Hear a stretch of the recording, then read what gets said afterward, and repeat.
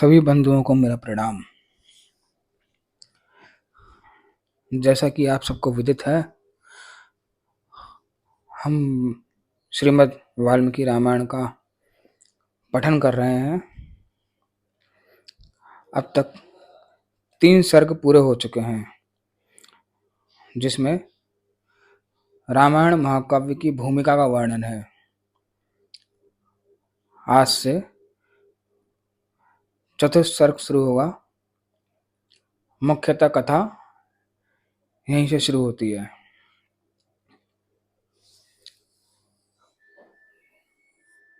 जय श्री सीताराम।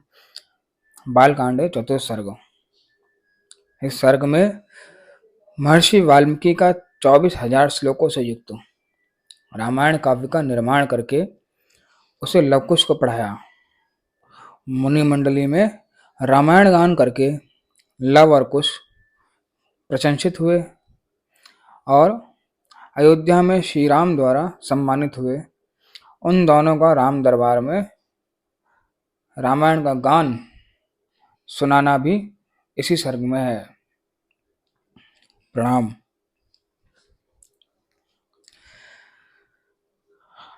जब श्री रामचंद्र जी ने वन से लौटकर राज्य का शासन अपने हाथ में ले लिया, उसके बाद भगवान वाल्मीकि मुनि ने उनके संपूर्ण चरित्र के आधार पर विचित्र पद और अर्थ से युक्त रामायण काव्य का निर्माण किया। इसमें महर्षि ने 24,000 श्लोक, 500 सर्ग तथा उत्तर सहित 7 कांडों का प्रतिपादन किया है। भविष्य तथा उत्तरकांड सहित समस्त रामायण पूर्ण कर लेने के बाद सामर्थ्यशाली महाज्ञानी महर्षि ने सोचा, ऐसा कौन शक्तिशाली पुरुष होगा जो इस महाकाव्य को पढ़कर जन समुदाय में सुना सके। शुद्ध अंतःकरण वाले उन महर्षि के इस प्रकार विचार करते ही मुनि वेश में रहने वाले राजकुमार कुश और लव ने आकर उनके चरणों में प्रणाम किया। राजकुमार कुश और लव दोनों भाई धर्म के ज्ञाता और यशस्वी थे। उनका स्वर बड़ा ही मधुर था और वे मुनि के आश्रम पे ही रहते थे। उनकी धारणा शक्ति अद्भुत थी और वे दोनों ही वेदों में पारंगत हो चुके थे। भगवान वाल्मीकि ने उनकी ओर देखा और उन्हें सुयोग्य समझकर उत्तम व्रत का पालन करने वाले उन महर्षि ने वेदार्थ का विस्तार के साथ ज्ञान कराने के लिए उन्हें सीता के चरित्र से युक्त संपूर्ण रामायण नामक महाकाव्य का, जिसका दूसरा नाम पौलस्त्य वध अथवा दशानन वध था, उसका अध्ययन कराया। वे महाकाव्य पढ़ने और गाने में भी मधुर, द्रुत, मध्य और विलंबित, इन तीनों गतियों से अन्वित, षडज आदि 7 स्वरों से युक्त वीणा बजाकर स्वर और ताल के साथ गाने योग्य तथा श्रृंगार, करुण, हास्य, रौद्र, भयानक तथा वीर आदि सभी रसों से अनुप्राणित हैं। दोनों भाई कुश और लव उस महाकाव्य को पढ़कर उसका गान करने लगे।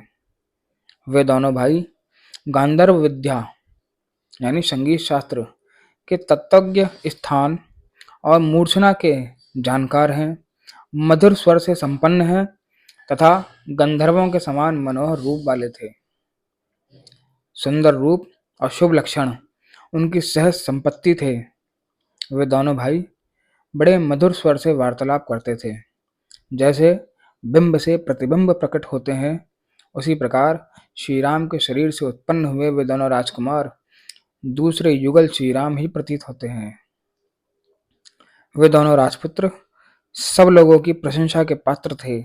उन्होंने उस धर्मानुकूल उत्तम उपाख्यानमय संपूर्ण काव्य को जिह्वाग्र कर लिया और जब कभी ऋषियों, ब्राह्मणों तथा साधुओं का समागम होता था, उस समय उनके बीच में बैठकर वे दोनों तत्वज्ञ बालक एकाग्रचित हो रामायण का गान किया करते थे।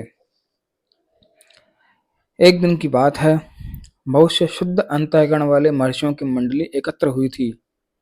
उसमें महान सौभाग्यशाली तथा समस्त शुभ लक्षणों से सुशोभित महामनस्वी कुश और लव भी उपस्थित थे। उन्होंने 20 सभा में उन महात्माओं के समीप बैठकर उस रामायण काव्य का गान किया।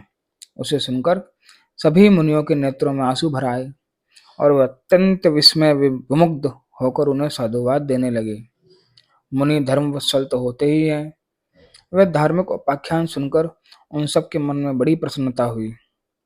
वह रामायण कथा के गायक कुमार कुश और लव की, जो प्रशंसा के योग्य ही थे, इस प्रकार प्रशंसा करने लगे। अहो, इन बालकों के गीत में कितना माधुर्य है। श्लोकों की मधुरता तो और भी अद्भुत है। यद्यपि इस काव्य में वर्णित घटना बहुत दिनों पहले हो चुकी है, तो भी इन दोनों के बालकों ने इस सभा में प्रवेश करके एक साथ ऐसे सुंदर भाव से स्वर संपन्न राग युक्त मधुर गान किया है कि वे पहले की घटनाएं अभी प्रत्यक्ष सी दिखाई देने लगी हैं, मानो अभी अभी आंखों के सामने घटित हो रही हो। इस प्रकार उत्तम तपस्या से युक्त महर्षिगण उन दोनों कुमारों की प्रशंसा करते और वह उनसे प्रशंसित होकर अत्यंत मधुर राग से रामायण का गान करते थे। उनके गान से संतुष्ट हुए किसी मनु ने उठकर उन्हें पुरस्कार के रूप में एक कलश प्रदान किया। किसी दूसरे महायशस्वी महर्षि ने प्रसन्न होकर उन दोनों को वल्कल वस्त्र दिया। किसी ने काला मृगचर्म भेंट किया तो किसी ने यज्ञोपवीत दिया। एक ने कमंडलू दिया तो दूसरे महामुनि ने मुज्ज की मेखला भेंट करी। तीसरे ने आसन, चौथे ने कौपीन प्रदान किया। किसी अन्य मुनि ने हर्ष में भरकर उन दोनों बालकों के लिए कुठार अर्पित किया। किसी ने गेरुआ वस्त्र दिया तो किसी मुनि ने चीर भेंट किया। किसी दूसरे ने आनंद मग्न होकर जटा बांधने के लिए रस्सी दी तो किसी ने समिधा बांधकर लाने के लिए डोरी प्रदान करी। एक ऋषि ने यज्ञ पात्र दिया तो दूसरे ने काष्ठ भार समर्पित किया। किसी ने गूलर की लकड़ी का बना हुआ पीढ़ा अर्पित किया। कुछ लोग उस समय आशीर्वाद देने लगे, बच्चों, तुम दोनों का कल्याण हो। दूसरे महर्षि प्रसन्नतापूर्वक बोल उठे, तुम्हारी आयु बढ़े। इस प्रकार सभी सत्यवादी मुनियों ने उन दोनों को नाना प्रकार के वर दिए। महर्षि वाल्मीकि द्वारा वर्णित ये आश्चर्यमय काव्य परवर्ती कवियों के लिए श्रेष्ठ आधारशिला है।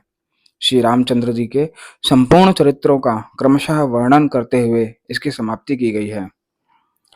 संपूर्ण गीतों के विशेषज्ञ राजकुमारों, यह काव्य आयु एवं पुष्टि प्रदान करने वाला तथा सबके कान और मन को मोहने वाला मधुर संगीत है। तुम दोनों ने बड़े सुंदर ढंग से इसका गान किया है। एक समय सर्वत्र प्रशंसित होने वाले राजकुमार कुश और लव अयोध्या की गलियों और सड़कों पर रामायण के श्लोकों का गान करते हुए विचर रहे थे। इसी समय उनके ऊपर भरत के बड़े भाई श्री राम की दृष्टि पड़ी। उन्होंने उन समादर योग्य बंधुओं को अपने घर बुलाकर उनका यथोचित सम्मान किया। तदंतर शत्रुओं का संहार करने वाले श्री राम स्वर्ण में दिव्य सिंहासन पर विराजमान हुए। उनकी मंत्री भाई और उनके पास ही बैठे थे।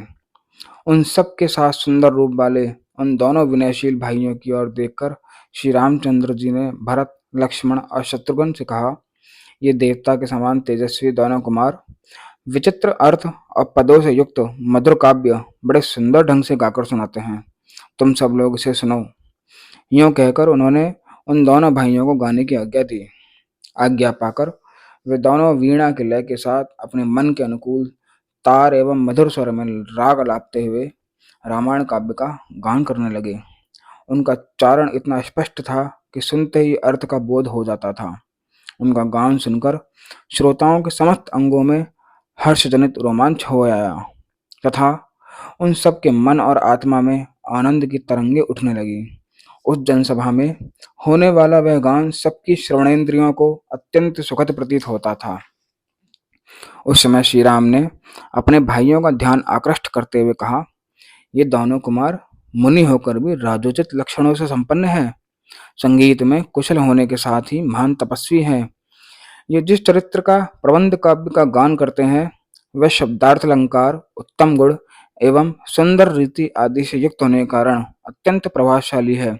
मेरे लिए भी ये अभ्युदय कारक है, ऐसा वृद्ध पुरुषों का कथन है। अतः तुम सब लोग ध्यान देकर इसे सुनो। तदंतर श्री राम की आज्ञा से प्रेरित होकर वे दोनों भाई मार्ग विधान की रीति से रामायण का गान करने लगे। सभा में बैठे हुए भगवान श्री राम धीरे धीरे उनका गान सुनने में तन्मय हो गए। इस प्रकार श्री वाल्मीकि निर्मित आर्ष रामायण आदि काव्य के बालकांड में चौथा सर्ग पूरा हुआ। धन्यवाद।